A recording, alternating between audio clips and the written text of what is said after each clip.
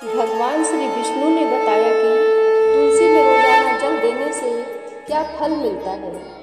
एक समय की बात है, माता लक्ष्मी ने भगवान विष्णु से पूछा, हे नाथ, आप तो तीनों लोकों के स्वामी हैं, आपकी तीनों लोकों में पूजा होती है, सभी आपकी कृपा पाने के लिए उत्सुक रहते हैं, फिर भी आप रोज इस तुलसी के पौधे की पूजा करते हैं, इसे रोजाना जल क्यों चढ़ाते हैं?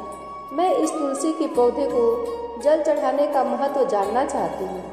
माता लक्ष्मी की बात सुनकर भगवान विष्णु ने कहा कि हे देवी, तुलसी साक्षात लक्ष्मी का ही रूप है। तुलसी की रोजाना पूजा करने के कई फायदे हैं और तुलसी को जल चढ़ाने मात्र से ही मनुष्य के कई पाप नष्ट हो जाते हैं। तुलसी को जल देने का महत्व बताने से पहले मैं तुम्हें एक पवित्र कथा सुनाता हूँ। इस कथा के माध्यम से तुम्हें तुम्हारे इन प्रश्नों के उत्तर मिल जाएंगे। इसलिए हे देवी, आप इस कथा को बड़े ध्यान से सुनना। भगवान विष्णु ने कहा कि देवी, जो भी मनुष्य सिर्फ इस कथा को ध्यान लगाकर पूरी सुन लेता है, उसे 100 वर्षों तक तुलसी को जल देने का फल प्राप्त होता है।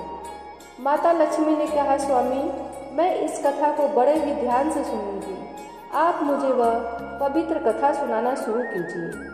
भगवान विष्णु ने कहा कि हे देवी, बहुत समय पहले की बात है, किसी नगर में एक ब्राह्मण रहता था। उसका जन्म तो ब्राह्मण कुल में हुआ था, लेकिन उसके कर्म नीच प्रवृत्ति के थे। वह ब्राह्मण हमेशा ही झूठ बोलता और गलत तरीके से पैसा कमाता था। उसका मन हमेशा बुरे में ही लगा रहता था।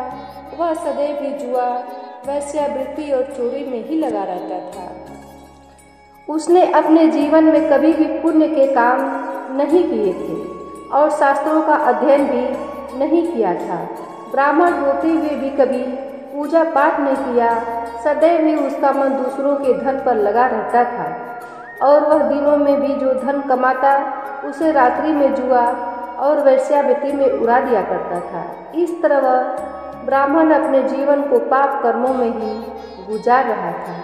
उसने अपने मुख से कभी भगवान का नाम नहीं लिया और ना कभी देवी देवता का पूजन किया। इस प्रकार से पाप करते हुए उसे कई वर्ष बीत गए। फिर वह ब्राह्मण कुछ खरीदारी करने के लिए एक नगरी में जा पहुंचता है। उस नगरी के पास में गंगा नदी बहती है और उस नदी में स्नान करने के लिए दूर दूर से लोग आया करते थे। फिर वह ब्राह्मण गंगा जी के किनारे एक आश्रम में ठहरता है। उस आश्रम में अनेक विद्वान ब्राह्मण प्रतिदिन पुराणों का पाठ तथा भगवान की भक्ति में लीन रहते थे। वह ब्राह्मण भी ढोंग करता हुआ वहीं पर उनके साथ डूब गया और उन ब्राह्मणों के साथ रहकर उसे भी भगवान का नाम लेने का अवसर मिल रहा था। वह उसी स्थान पर कुछ दिनों के लिए रुका रहा। वहाँ पर आए हुए लोगों ने गायों का पूजन करके ब्राह्मणों को भोजन कराया, तो उस ब्राह्मण ने भी उनके साथ बैठकर भोजन किया और भगवान का प्रसाद ग्रहण किया। वहीं पर उस आश्रम में एक तुलसी का पौधा था।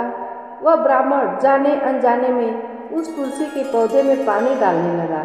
उसके मन में कोई विचार नहीं आया कि वह क्या कर रहा है। वह प्रतिदिन सुबह उठकर बाल्टी में पानी लेकर तुलसी के पौधे में डालता था। यह उसका रोजाना का नियम बन गया था। फिर एक दिन की बात है, वह आश्रम में सोया हुआ था। तभी अचानक उसके पास एक काला सर्प आया और उस काले सर्प ने उसे नींद में ही डस लिया और थोड़ी ही देर में उस ब्राह्मण की नींद में ही मृत्यु हो गई। और जब सुबह दूसरे ब्राह्मणों ने उसे इस अवस्था में देखा तो उन्होंने उसके मुख में तुलसी पत्र और तुलसी जी का जल डाल दिया। फिर उन ब्राह्मण को पता चला कि उसकी तो मृत्यु हो चुकी है।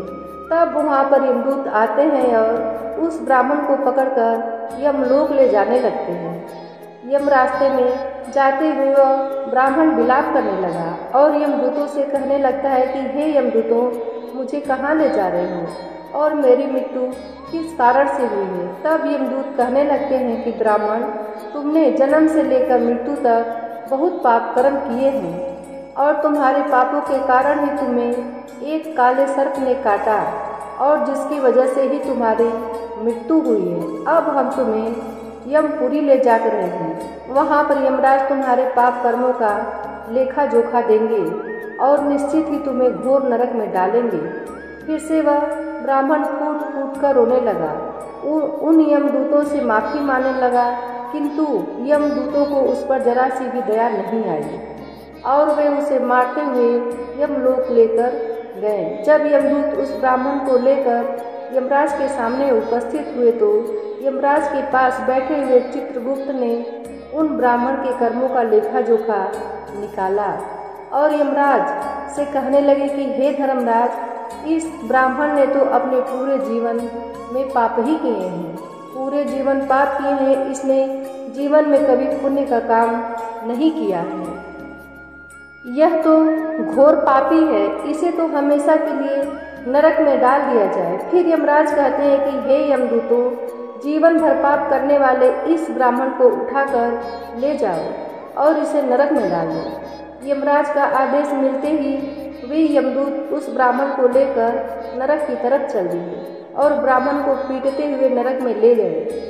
वे ले जाकर उसे खौलते हुए तेल की कढ़ाई में डाल दिया, परंतु जैसे ही उस ब्राह्मण को खौलते हुए तेल की कढ़ाई में डाला तो वह एकदम से ठंडा और शीतल हो गया। इस घटना को देखकर उस यमदूत को बड़ा ही आश्चर्य हुआ। ऐसा उसके साथ पहले कभी नहीं हुआ था। उस यमदूत ने कितने ही पापियों को उस तेल की कढ़ाई में डाला था और वे सभी उस तेल में गिरकर छटपटाने लगते थे, लेकिन जैसे ही उस ब्राह्मण को गर्म तेल की कढ़ाई में गिरा तो वह तेल अचानक से शांत और शीतल हो गया। इस आश्चर्यजनक घटना को देखकर वह यमदूत जल्दी से दौड़ता हुआ यमराज के पास पहुंचा। यमदूत को देखकर यमराज ने कहा कि हे यमदूत, क्या बात है, तुम इतने घबराए हुए क्यों लग रहे हो? फिर वह यमदूत कहता है कि हे धर्मराज, आपने जिस ब्राह्मण को नरक में डालने के लिए कहा था, मैंने जैसे ही उसे खौलते हुए तेल की कढ़ाई में डाला तो उस भट्टी की अग्नि बुझ गई और वह खौलता हुआ तेल भी बिल्कुल ठंडा हो गया। फिर यमराज कहते हैं कि हे यमदूत, यह तो बड़ी ही विचित्र घटना है, ऐसा तो पहले कभी नहीं हुआ था। यमराज विचार कर ही रहे थे, तभी वहाँ पर नारद मुनि प्रकट होते हैं। नारद मुनि को देखकर यमराज अत्यंत प्रसन्न होते हैं और उन्हें प्रणाम करते हैं। यमराज नारद मुनि का स्वागत करते हैं। फिर यमराज नारद मुनि से कहते हैं, मुनिवर, आप उचित समय पर आए हैं। हमने आज और अभी एक अत्यंत पापी ब्राह्मण को नरक में गिराया है, किंतु उसके गिरते ही नरक की अग्नि ठंडी पड़ गई है और खौलता हुआ तेल भी शीतल हो गया है। तब नारद जी मुनि यमराज से कहते हैं, धर्मराज, आपने जिस ब्राह्मण को नरक में डाला है वह नरक में डालने योग्य नहीं है, क्योंकि उस ब्राह्मण के द्वारा अनजाने में ही ऐसा कर्म हुआ है जो नरक का नाश करने वाला है। जो मनुष्य पूर्ण कर्म करने वाले लोगों की संगति करता है उसके पुण्य का भाग जरूर मिलता है। और यह ब्राह्मण तो कई दिनों तक भगवान के भक्तों के साथ ही रहा है। इस ब्राह्मण ने आश्रम में रहते हुए रोजाना तुलसी में जल डाला है, इसलिए यह ब्राह्मण बड़ा पुण्य आत्मा बन गया है और इसके सारे पाप नष्ट हो गए हैं। यह ब्राह्मण अब स्वर्ग लोक में जाने का अधिकारी बन गया है। इस ब्राह्मण ने अनजाने में ही इतना पुण्य कमाया है जो कई जन्मों तक मनुष्य को प्राप्त नहीं होता है। इसलिए हे धर्मराज, आप इस ब्राह्मण को नरक में न डालो और इसके पापों के लिए इसे केवल इतना दंड दो कि इसे सभी नरकों का दर्शन करा दो। नारद मुनि की बात सुनकर यमराज बहुत खुश होते हैं और उस ब्राह्मण को नरक से निकाल कर लाते हैं और अपने यमदूतों से कहते हैं कि हे यमदूतों, इस ब्राह्मण को ले जाओ और संपूर्ण नरकों का दर्शन कराओ। फिर यमदूत उस ब्राह्मण को ले जाते हैं और संपूर्ण नरकों का दर्शन कराते हैं।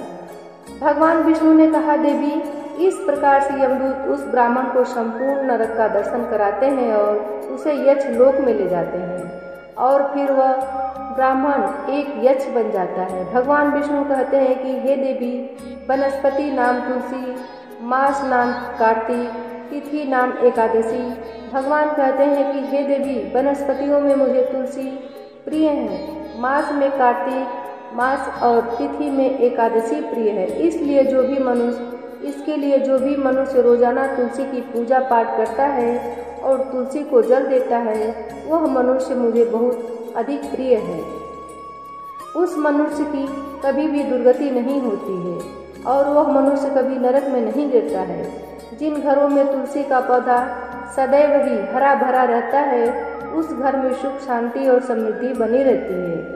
भगवान विष्णु कहते हैं कि हे देवी, मेरी पूजा में और मुझे चढ़ाए जाने वाले भोग में तुलसी के पत्र अवश्य होने चाहिए, क्योंकि तुलसी पत्र के बिना मैं किसी भी प्रकार का भोग स्वीकार नहीं करता। इसलिए प्रत्येक घर में तुलसी का पौधा अवश्य होना चाहिए। अगर आपके घर में तुलसी का पौधा है तो सुख, शांति और समृद्धि के लिए तुलसी को चुनरी अवश्य चढ़ाने चाहिए।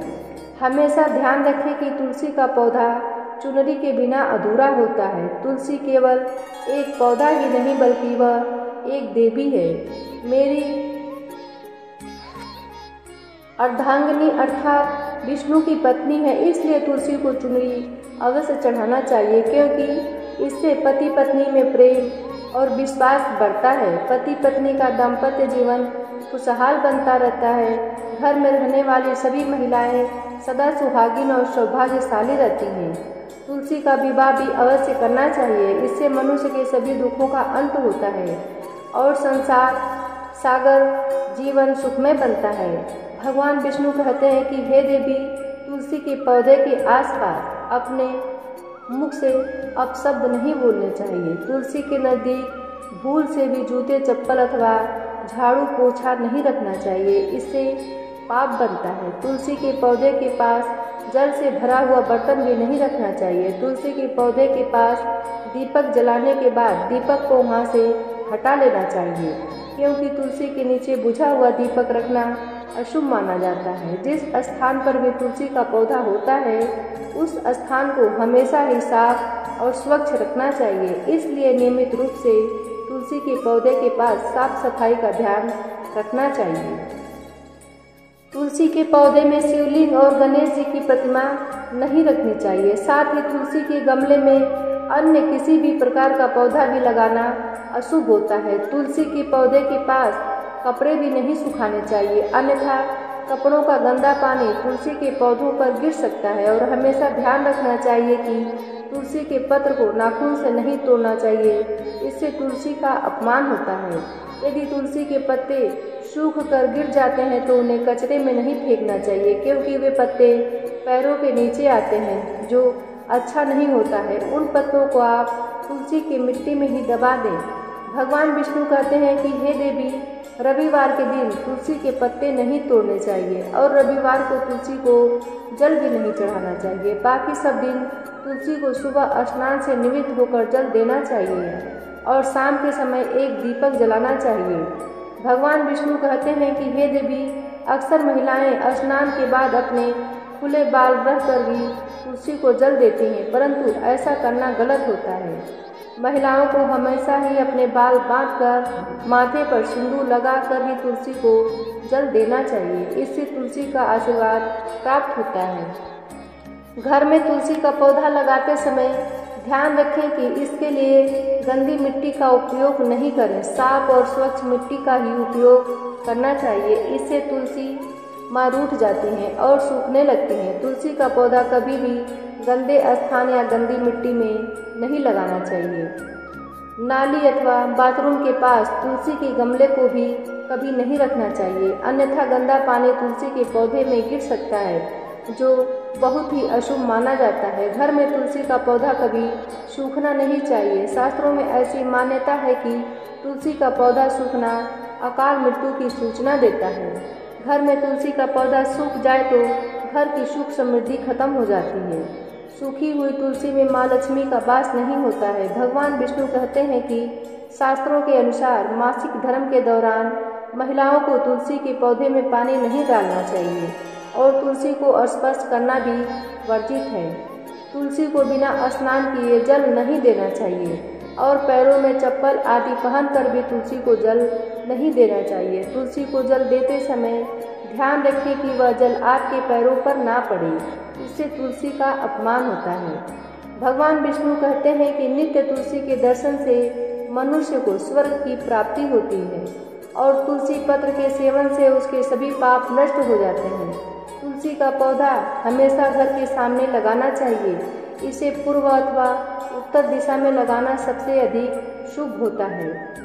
तुलसी के पास मरुस्थलीय पौधे रखना बहुत ही शुभ माना जाता है। ऐसे पौधों से नकारात्मक ऊर्जा निकलती है। शास्त्रों में कहा गया है कि जिन पौधों से हरी भरी कलियों की उत्पत्ति ना हो, उसके स्थान पर कांटे निकलते हो, तो ऐसे पौधों को तुलसी के पास कभी भी नहीं रखना चाहिए। शास्त्रों में केले के पौधे का विशेष महत्व बताया गया है। अगर तुलसी के पास केले का पौधा लगा देते हैं तो कई गुना अधिक लाभ प्राप्त होता है। भगवान विष्णु कहते हैं कि केले के पौधे में देवी स्वयं मेरा वास होता है। इसे तुलसी के पास लगाने से घर में सुख समृद्धि आती है। तुलसी के पौधे में शालिग्राम भी अवश्य रखना चाहिए। तुलसी के गमले में शालिग्राम रखने से तुलसी का और भी अधिक शुभ प्रभाव आपको दिखाई देता है। शालिग्राम मेरा ही रूप है। यह काले रंग का पत्थर होता है जिसे विलक्षण एवं मूल्यवान माना गया है। इसे अगर तुलसी के गमले में रखेंगे तो आपके घर तुलसी का और भी अधिक शुभ प्रभाव आपको देखने को मिलेगा। शालिग्राम मेरा ही निराकार रूप है। यह काले रंग का पत्थर होता है जिसे विलक्षण और मूल्यवान माना गया है। इसे अगर तुलसी के गमले में रखेंगे तो आपके घर में घर से संपूर्ण नकारात्मक ऊर्जा नष्ट हो जाएगी। घर में केवल एक ही शालिग्राम की पूजा करनी चाहिए। भगवान विष्णु कहते हैं कि देवी मेरी मूर्ति से कई गुना ज़्यादा उत्तम होता है शालिग्राम की पूजा करना। शालिग्राम को चंदन लगाकर उस पर एक तुलसी पत्र रखना। प्रतिदिन शालिग्राम को पंचामृत से स्नान कराना चाहिए। ऐसा करने से मनुष्य के सभी पापों के सभी जन्मों के पाप नष्ट हो जाते हैं। शालिग्राम सकारात्मक और सात्विकता का प्रतीक होता है। इस प्रकार भगवान विष्णु ने माता लक्ष्मी को तुलसी के पौधे को जल देने का महत्व बताया है और घर में तुलसी का पौधा लगाने के सभी नियम भी बताए हैं।